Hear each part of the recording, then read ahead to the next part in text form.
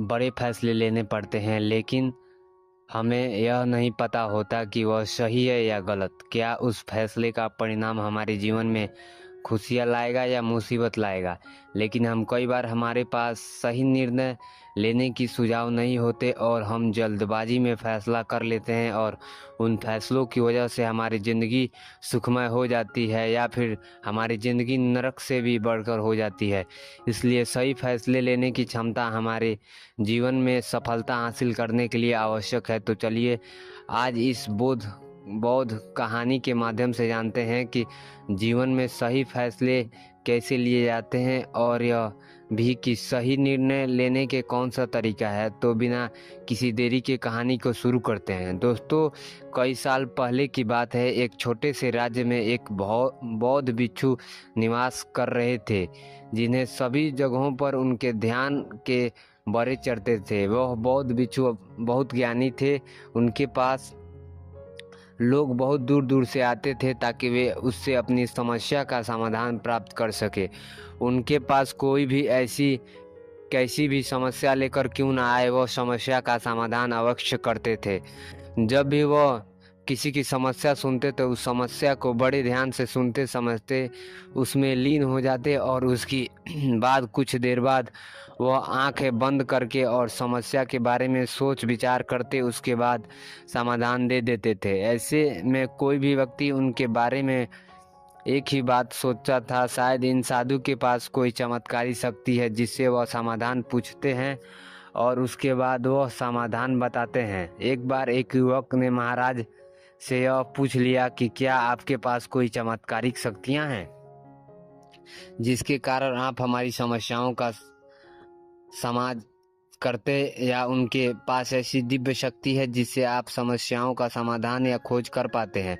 उस युवक की यह बात सुनकर साधु जोर जोर से हंसने लगे, लेकिन उस युवक की बात का कोई जवाब नहीं दिया। उसके कुछ ही घंटों बाद उस राज्य में एक बड़ी अजीब सी घटना घटी। उस राज्य में एक बुढ़िया औरत रहा करती थी जो अपने घर में अकेले ही रहती थी। उसका कोई न था। उस राज्य से होकर 4 मित्र अपने घर की ओर जा रहे थे।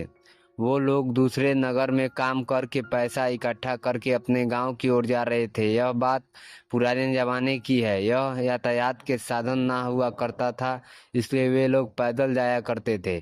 इसी कारण वे चारों मित्र अपने अपने धन को इकट्ठा करके गांव की ओर प्रस्थान कर रहे थे। उन चारों ने अपना धन एक छोटी सी पोटली में रखा था और उस पोटली को उन सबकी कमाई थी। तभी उन चारों मित्रों में से एक ने कहा, मित्र, इस तरह से यदि हम अपना धन अलग अलग रखेंगे तो इससे हमारा धन चोरी हो सकता है, क्योंकि हम अपना सारा धन एक ही पोटली में रख दें, उससे हम इन सभी धन पर ध्यान दे देंगे और हमारा धन सुरक्षित भी रहेगा, और हम अपने गांव पहुंच जाएंगे तो हम वहां अपना अपना हिस्सा इसमें से अलग कर लेंगे। उन मित्रों में एक युवक की बात मान ली और वे सभी मिलकर अपना धन एक ही पोटली में रख देते हैं। वे सभी मिलकर अपने गांव की ओर आगे बढ़ते हैं।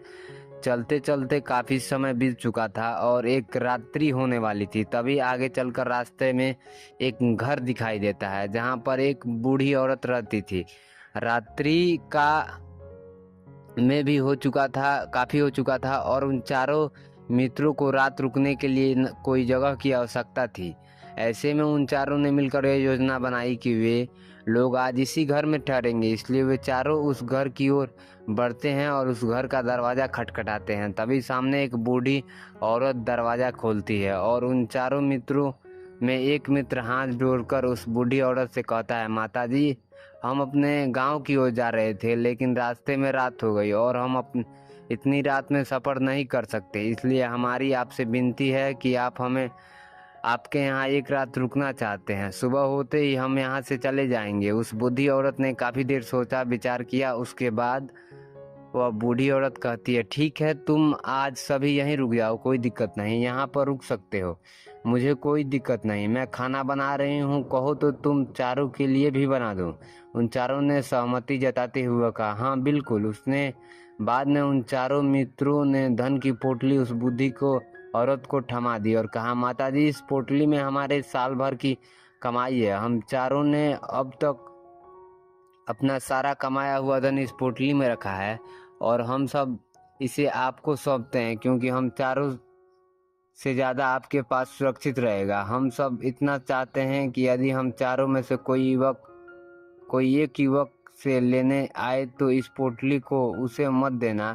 जब तक आप चारों को एक साथ इस पोटली को लेने ना आए, तभी वह बूढ़ी औरत कहती है, ठीक है बेटा, यदि तुम चारों में से एक आओगे तभी मैं इस पोटली को आपको सौंपूंगी। और वैसे भी आप लोग तो सुबह यहाँ से चले जाने वाले हो, तो मैं सुबह ये पोटली थमा दूंगी।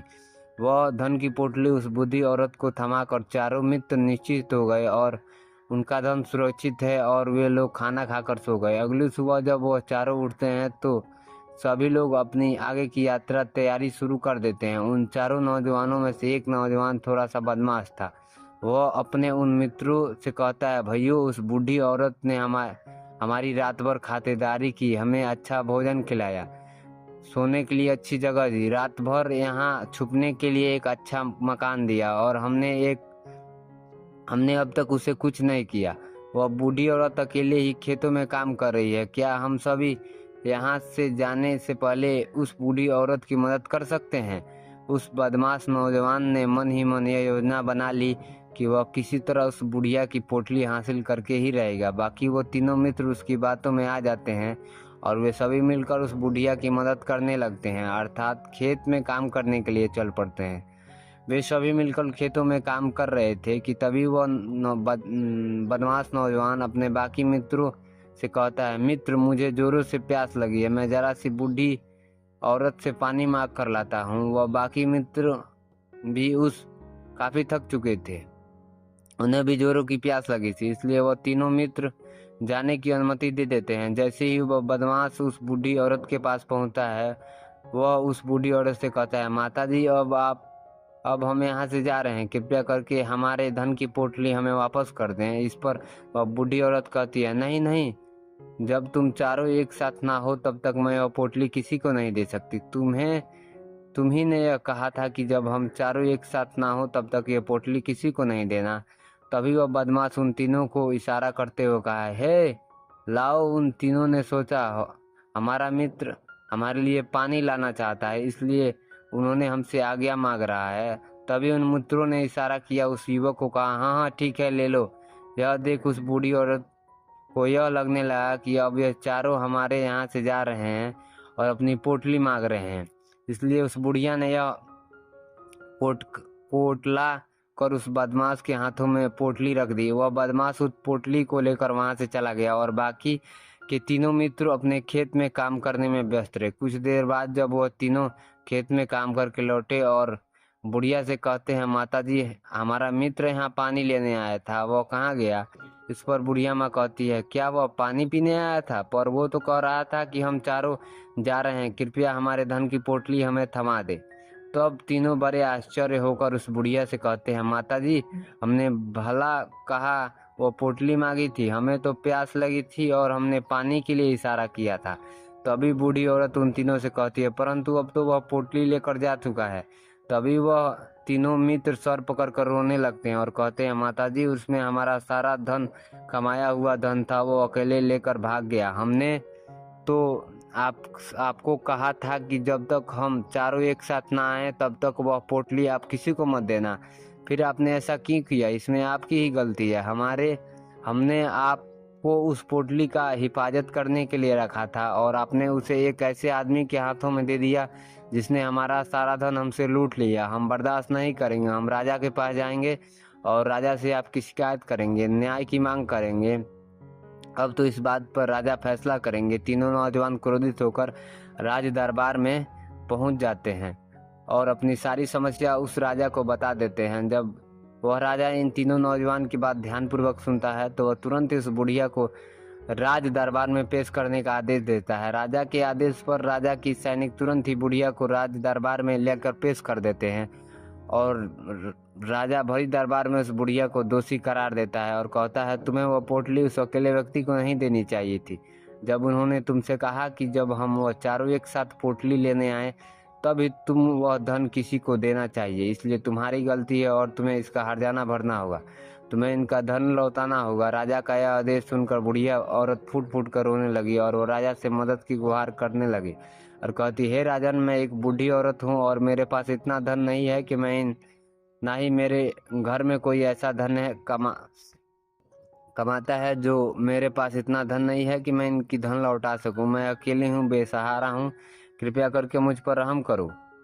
लेकिन राजा उस बूढ़ी औरत की नहीं सुनता है। वह बूढ़ी औरत रोते हुए अपने घर की ओर जा रही थी। वो सोच रही थी कि आखिर मैं इतना धन कहाँ से लाऊंगी, कि कैसे मैं उन लोगों को धन उन्हें लौटा पाऊंगी। मेरे पास इतना धन नहीं है, मैं क्या करूं? ऐसे कैसे, कहाँ से लाऊं इतना धन? यदि मेरा धन नहीं लौटाया तो राजा मुझे मार डालेगा। वैसे भी मेरी गलती नहीं है। जब उन चारों ने मिलकर मुझसे कहा था कि जब वो हम चारों एक साथ आए तब वो पोटली किसी को थमा दी जाए, फिर भी मैंने वो पोटली एक व्यक्ति को थमा दी।